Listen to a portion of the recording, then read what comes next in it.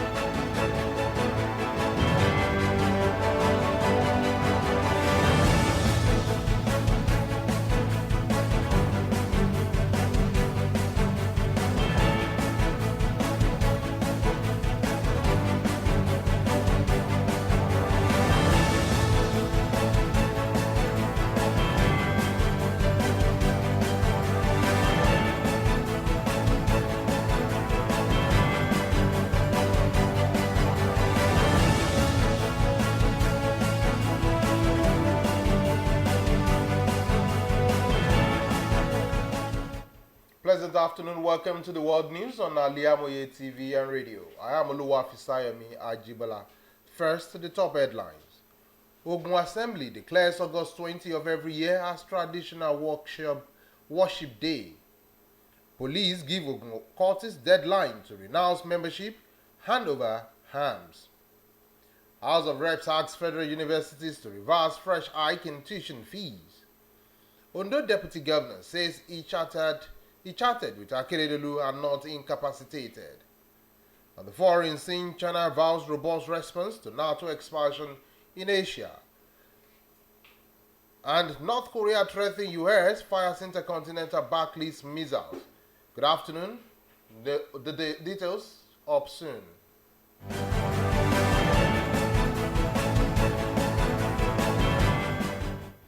Now this news in details. Ogun State House of Assembly has designated August 20 of every year as a Sheshe Cultural Day for traditional worshippers in the state.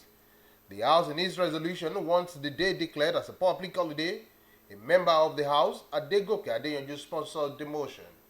The House eventually passed the resolution following a motion by the Majority Leader Yusuf Sharif after an extensive debate. Most of the lawmakers backed the motion, saying it would propagate the rich culture and traditions of Ogun State, as well as boost tourism. The Speaker, Olakunle Oluomo, thanked the lawmakers for passing the resolution. He, however, reminds the lawmakers that the declaration of a public holiday they demanded could only be made by the federal government. House of Representatives has asked federal government to lift ban on the sale of petrol within 20 kilometers to the axis of Idiroko border town with Benin Republic in Ogun State. The House adds that the lifting of the ban should be extended to communities in international border communities in 14 other states. The House passed the resolution following a motion moved by Adegboyega Isiaka, who said the ban was no longer necessary following the removal of petrol subsidy. According to Isiaka, the sale of petrol was banned in the border communities by the Buhari administration when it shut Nigeria's international land borders to stop smuggling of petrol out of the country. He said that continued ban of petrol sales has been incapacitating negatively the socio-economic activities in the border communities. The Speaker, Tajuddin Abbas, put the motion to vote and it was unanimously passed by members of the House.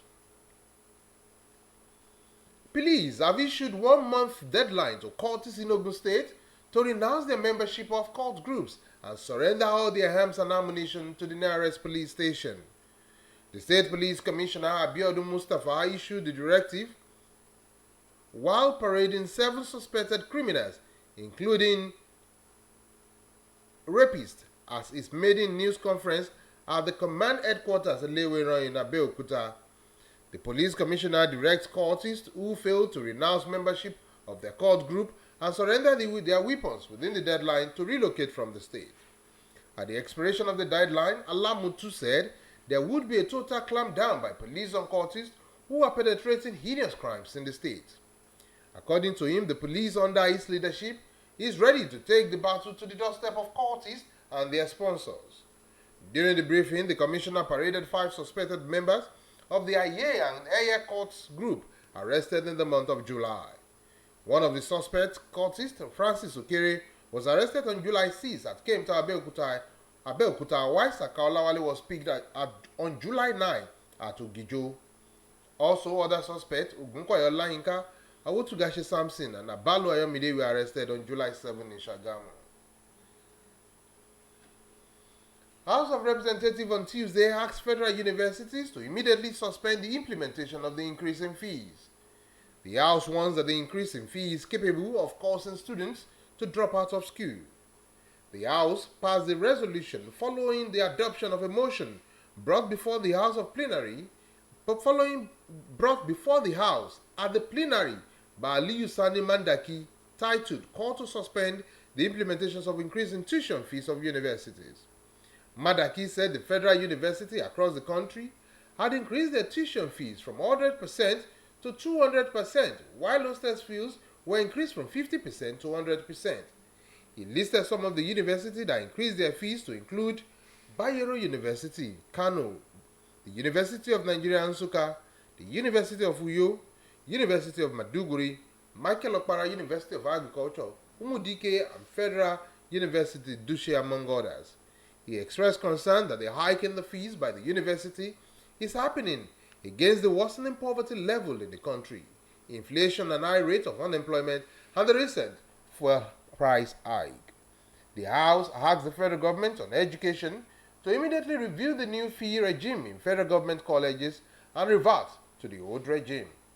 He said the federal government should take immediate steps to adequately fund the education sector by increasing budgetary provisions to ensure that Nigerian students have access to quality and affordable basic and senior secondary education. Ondo State Deputy Governor Lucky Ayedatiwa says he has spoken to Governor Rotimi Akeredolu and he was in high spirit. Akeredolu had been on medical vacation, had over the last weekend wrote the State House of Assembly that he will be extending the vacation on the advice of his medical doctors. The deputy doctor said he spoke with Akeredolu on Sunday and he promised to return to Nigeria as soon as his doctors certified him medically fit. According to him, the governor appreciated him, members of the State Executive Council, and people of the state for their support and prayers. Ayedatiwa also dismissed reports on the negative report on the governor, saying that they were being sponsored by desperate politicians to cause disunity in Ondo APC. The deputy governor assured that the orchestrated falsehood being peddled would not derail the focus of Akeredolu administration. A 30-year-old hotel manager has been sentenced by Lagos High Court to die by hanging for killing the managing director of Estanote Hotel, Olushoga, and the hotel's manager, Tunji Omikunle, in Lagos. The accused, Jeffrey Ezegio, according to the prosecution, learnt from another staff of the hotel that Olushoga kept much money at home. The court was told that the convict and other people at large strangled the hotel manager with a rope, pick key from his pocket to open the apartment where the managing director resides. On entering the apartment, the prosecutor said they beat the managing director and strangled her to death with ropes. Justice Oyindamola Ogala found the accused guilty based on his confession and circumstances evidence. She ordered that he should be hung until he died.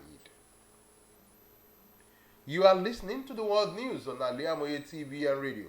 Still to come, foreign, business and sport. Please do stay with us.